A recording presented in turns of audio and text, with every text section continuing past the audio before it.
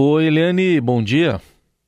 Bom dia, Heisen, Carolina, e já temos aqui conosco uma visita muito especial, Heisen. É isso. Bom dia, Eliane, e também dou bom dia ao líder da bancada do União Brasil no Senado e presidente da Legenda na Paraíba, o senador Efraim Filho. Obrigada por ter aceitado o nosso convite. Bom dia, Heisen, bom dia, Carol, bom dia, Eliane, bom dia a todos que nos escutam, né, e nos acompanham aí por todas as plataformas. Fico à inteira disposição para a gente conversar sobre esses assuntos que interessam ao Brasil, especialmente esse cenário dentro do União Brasil, com a tomada de decisão a respeito da expulsão do parlamentar Chiquinho Brazão, da qual tive a missão de ser o relator, né, da matéria na Comissão Executiva Nacional do União Brasil. Exato. O senhor foi relator desse processo da expulsão do deputado Chiquinho Brazão, preso no domingo por suspeita de ser um dos mandantes do assassinato da vereadora Marielle Franco e do motorista Anderson Gomes. Como é que o partido analisa a acusação sobre um político dos seus quadros e qual recado também a executiva da Legenda quis passar com essa expulsão rápida dele? Exato, eu acho que o primeiro fato é ver a velocidade com a qual a União Brasil pretendeu responder, né, uma situação que choca a todos, né? Eu acho que é, nenhum partido, mas nenhuma sociedade, na verdade, ela compactua, né, com crimes contra a vida da forma, né, que está posto no caso de Marielle e Anderson. Não deixa de ser um crime contra a democracia, contra o regime democrático, até porque é uma motivação política, né, para o cometimento do crime, e hoje um cenário de violência contra a mulher que é absolutamente inaceitável. Então, esses três fundamentos estiveram presentes no próprio parecer que determinou a pena de expulsão. União Brasil fez, veja só, a prisão foi num domingo pela manhã e nós procuramos interpretar o estatuto para que fosse possível se reunir ainda no domingo à noite por videoconferência, porque a compreensão de que esperar até terça-feira para poder fazer uma reunião presencial era algo que não cabia ao partido, né, geraria também um dano, né, enorme para dentro do partido. Então, acho que a resposta é rápida, comunicando à Câmara dos Deputados, já nesta segunda-feira, que o parlamentar havia sido expulso do partido, que já não fazia mais parte da bancada, foi algo também importante como uma mensagem para a sociedade, né, de que a impunidade não pode prevalecer, como se o partido fosse dar um guarda-chuva ou uma blindagem ou trabalhar, né, pela não aceitação do pedido de prisão, que eu acredito e espero que a Câmara confirme aí na sua avaliação. Bom, senador, além desse passo que foi dado pela União Brasil, o senhor já destacou, tem um segundo ali que vai ser hoje na Câmara, votação no CCJ, depois possivelmente no plenário, e aí tem um outro processo que pode correr, que é de cassação de mandato. Embora o senhor não vote em nenhum desses dois casos, que o senhor é senador e não deputado, mas o senhor conversa com as pessoas, como é que o senhor avalia a situação do deputado Chiquinho Brazão? Sim, vamos lá. Primeiro sobre a Câmara dos Deputados, hoje ocupo a cadeira no Senado Federal com muito orgulho, mas também me orgulho da caminhada da experiência que tive dentro da Câmara dos Deputados, né? Fui líder de bancada na Câmara, na época, o líder do Democratas, né? Na época que o próprio Rodrigo Maia presidia, então tivemos muitas responsabilidades, dialogamos ali com muitos. Eu até brinco, eu digo que eu sou o mais verde dos azuis, né? Do tapete verde e o tapete azul da Câmara, pela história de 4 mandatos que a gente construiu lá dentro da Câmara. Então, conhecemos bem aquele sentimento, aquela efervescência da Câmara dos Deputados, e a minha compreensão é que a Câmara vai manter a decisão do Supremo Tribunal Federal. É um caso bastante rumoroso, né? É um caso que tem também uma base penal, jurídica muito sólida, né, de toda uma investigação comandada ali pela Polícia Federal, pelo próprio STF. Então, acho que isso pesa muito. Existem aqueles casos, e todos nós vivenciamos isso, a imprensa cobriu, que às vezes o Congresso quer ver determinados casos para tentar mandar um recado, para tentar se impor, para tentar defender as suas prerrogativas. Não vejo esse como sendo um desses casos em que a Câmara vai tentar ter a oportunidade, né, de se posicionar de forma diferente daquilo que foi encaminhado pelo Poder Judiciário. Acredito sim, como conheço a Câmara dos Deputados, que deverá ser mantida a própria decisão, né, que nós tomamos na Executiva Nacional. Foi uma decisão à unanimidade, é importante citar isso também, ou seja, não houve divergência interna dentro do partido, e esses mesmos elementos eu acredito que serão levados para a decisão da Câmara dos Deputados. Agora, senador, o senhor, que, como já acabou de dizer, teve 4 mandatos muito bem-sucedidos na Câmara, o senhor acompanhou aquele caso da Flor de Lis. A Flor de Lis tinha uma montanha de provas, né, daquele crime bárbaro em que ela usa os filhos para assassinar o próprio marido, e o Conselho de Ética demorou meses e meses, para espanto da opinião pública, para, enfim, expulsá-la, né? E como é que vai ser agora em relação ao Chiquinho Brazão? Eliane, vamos lá, e até me ajude a refrescar a memória. Eu acho que, pelo que eu me recordo, no caso da Flor de Lis, não tinha um pedido de prisão, né, da Flor de Lis, na matéria, tinha uma investigação judicial. Então, a própria investigação judicial ainda não havia sido conclusiva. Então, veja só a diferença. Teve que o Conselho de Ética fazer todo um papel de autoridade judicial, de analisar provas, de entender qual era o grau, né, de culpabilidade que trazia certeza de autoria dos crimes, para poder chegar à mesma conclusão de condenação. Esse caso ele é diferente. Esse caso, a investigação judicial completou seu ciclo, né, trouxe provas robustas e teve um mandado de prisão executado, né, encontra-se o réu preso por uma decisão do Supremo Tribunal Federal baseada já em um pedido da autoridade policial. Por isso eu acredito que há diferenças e nesse caso específico a Câmara tenderá a agir com a rapidez necessária e com a manutenção da decisão. Ou seja, o destino político do Chiquinho Brazão está definido. Ele é expulso do partido, do União Brasil, ele deve ser, a Câmara deve autorizar a prisão dele e, no fim, o processo no Conselho de Ética para expulsá-lo deve ser bastante rápido. É isso que o senhor está dizendo? Vamos lá, a primeira parte, que dependia do partido e me teve como relator, está concluída. A segunda são percepções, né? Percepções de uma casa que não é a minha, mas a minha percepção é seguir nessa linha que você falou, sim, completar essas duas outras etapas, né, com a manutenção da prisão e a consequente cassação do mandato após o trâmite, né, do rito previsto no regimento interno. Senador, mas como um líder do União Brasil, o senhor entende que deve existir um direcionamento de votação, por exemplo, para a cassação de Chiquinho Brazão por parte da legenda?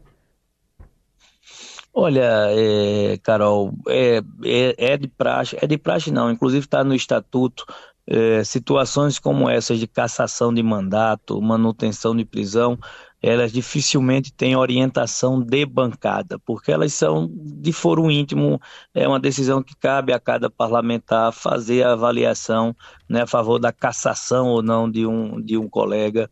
Eu acredito que o União Brasil deixou clara a sua posição no momento que optou por uma expulsão sumária, tá certo? Num dia de domingo à noite, feita por videoconferência, ou seja, a União Brasil deixou clara a sua compreensão da gravidade do tema. A definição caberá a cada parlamentar, né, de acordo com a sua consciência. Senador, ontem, ao comentar o caso, né, o presidente do Senado, Rodrigo Pacheco, disse que era um marco, né, na repressão contra o crime organizado, essas prisões eram um marco, e, ao mesmo tempo, o ministro Gilmar Mendes, lá do Supremo, ontem teve a comemoração dos 200 anos do Senado, ele foi ouvido e defendeu uma discussão no Congresso sobre o papel das polícias, uma reformulação das polícias. É algo ainda muito incipiente, mas, enfim, como o senhor vê essa questão? O que esse crime pode demandar em termos de mudança, eventualmente, de legislação?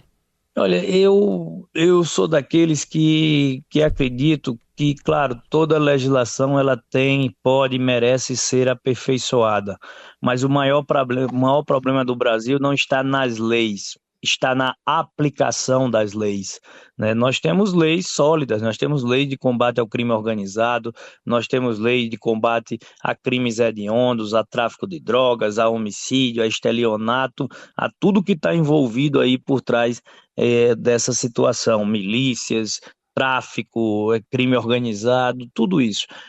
Então, a aplicação da lei é o grande dilema e o grande desafio do Brasil, né? Fazer ela chegar lá na ponta. Então, eu acho que essa questão de reforma das polícias é importante, se discute muito se o Brasil, por ter duas polícias, a polícia civil que investiga, a polícia militar que é responsável pela repressão, ela funciona bem desse jeito ou não, é uma discussão que cabe, mas o que o cidadão espera é o combate à impunidade. Sabe, não adianta ter leis com cada vez penas mais altas se elas não são aplicadas. Eu acredito que qualquer reforma que for feita, ela tem que ser feita pelo olhar daquilo que é necessário para combater a impunidade. Não adianta aumentar pena, o que a gente chama do populismo penal, se a máquina judiciária não funciona. Muitas vezes a pessoa compara muito com os Estados Unidos, né? Os Estados Unidos não precisa ter um guarda de trânsito a cada esquina, né? Porque senão a pessoa não vai cumprir a regra. Lá se sabe que se descumprir a regra e for pego, a multa é muito alta, né? Então a pessoa tem aquele sentimento de querer seguir as leis. No Brasil se tem uma outra visão.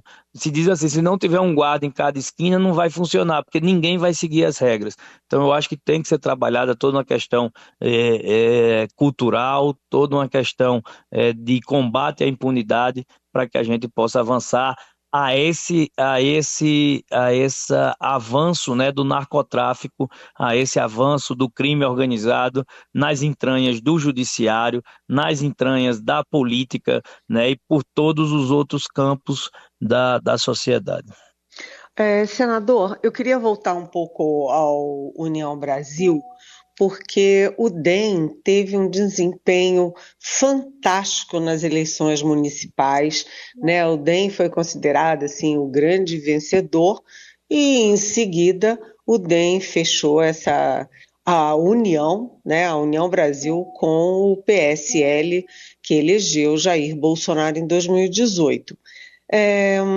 Agora, vocês tiveram essa decisão rápida, né, de expulsar o Chiquinho Brasão, mas o partido anda, vamos dizer assim, ali na linha de frente de acusações e investigações muito estranhas, né? O presidente do partido era acusado de botar fogo nas casas do vice-presidente. O vice-presidente acusa a mulher do presidente de ter roubado o cofre com um dinheirão na casa dele.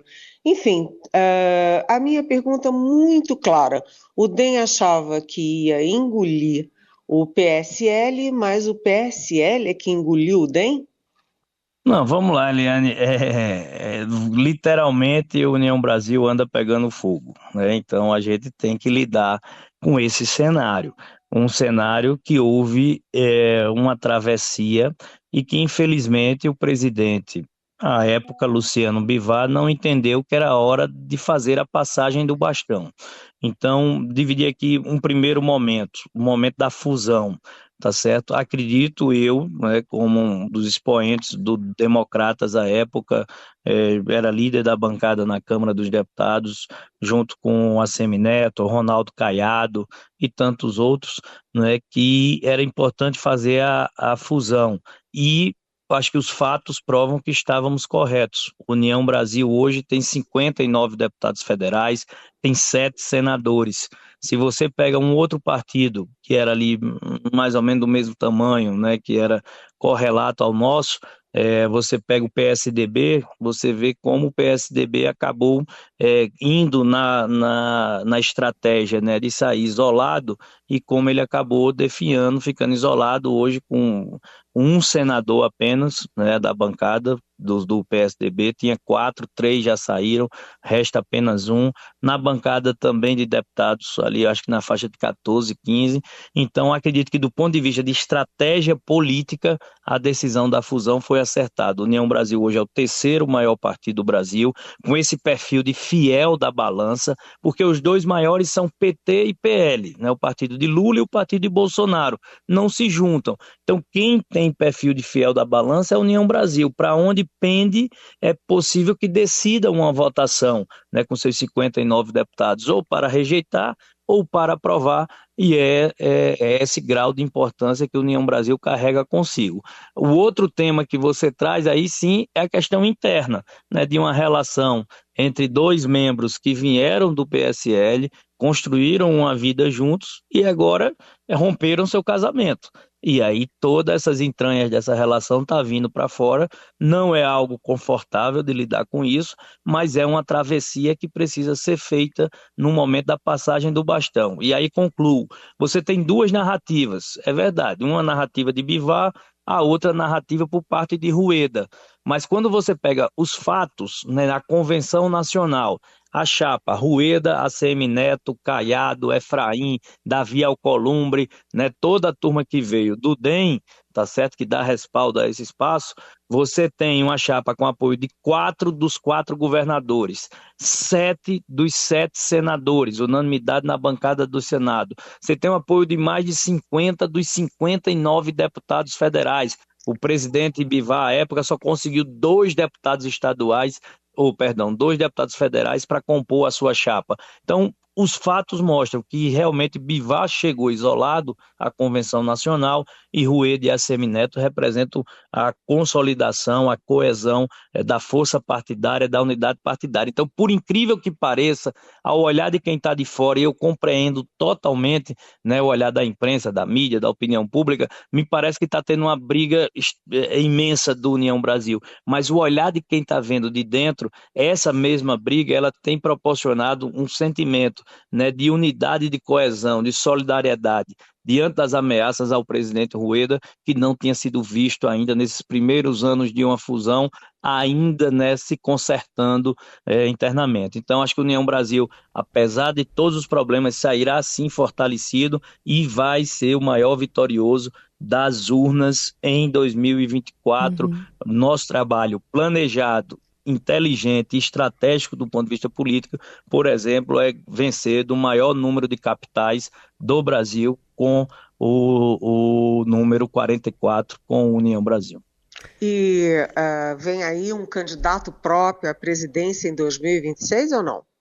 Olha, o Ronaldo Caiado, nosso governador de Goiás, tem se apresentado, é um nome extraordinário, tem conhecimento político, tem história e tradição, tem resultados de gestão que colocam Goiás hoje como um dos estados, né, destaque em todos os segmentos, seja na saúde, na educação, na segurança pública, que para mim é o tema de 2026, nessa escalada da violência que tem hoje no Brasil. A gente conversava exatamente sobre esse tema, né, no início da nossa entrevista. Então acredito que o Ronaldo Caiado tem sim todos os elementos, todos os critérios para ser posto. Agora, política, ela tem que ter, né, grupo, ela tem que ter diálogo com a sociedade, e eu acho que essa fase de pré-campanha que Ronaldo Caiado se coloca, é alguém muito próximo ao agro, né? Ninguém hoje descarta a importância que o agro tem dentro do motor da economia brasileira.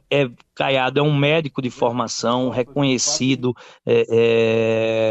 e respeitado, então União Brasil tem sim um nome posto e que será trabalhado nessa pré-campanha diante até desse cenário um pouco incerto, né, que a gente vê para 26. Então vamos passo a passo, vamos cuidar de 24, ter um bom desempenho nas urnas, capilarizar o partido, eleger o maior número de prefeitos de capitais, e aí o próximo degrau será olhar para 26. Muito bem. Esse é o senador Efraim Filho, líder da bancada do União Brasil no Senado e foi o relator do processo de expulsão do deputado federal do Rio de Janeiro, Chiquinho Brazão, dos quadros do partido. Obrigada pela conversa. Carol, Heisen, Eliane, sempre uma alegria conversar com vocês. Ficamos à disposição e um bom dia a todos. Obrigada. Obrigada. Dia. Bom, Eli, fechamos também por hoje aqui a participação com esse panorama aí apresentado pelo União Brasil e de olho nos próximos passos que virão dentro da Câmara, né, nas comissões ainda do futuro desse parlamentar especialmente.